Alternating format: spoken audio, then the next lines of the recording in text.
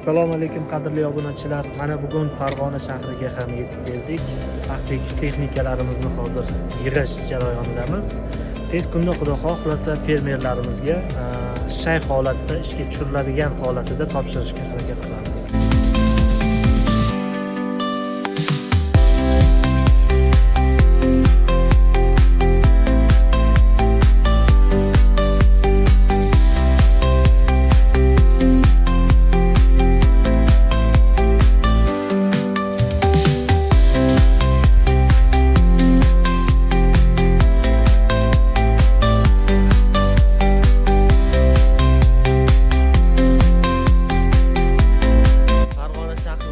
Lizing bilan kelishilgan holatda Xudo xohlasa Farg'ona klaster Farg'onamizni dehqonlari, fermerlari uchun paxta ekish mashinalarini tayyorlamoqdamiz.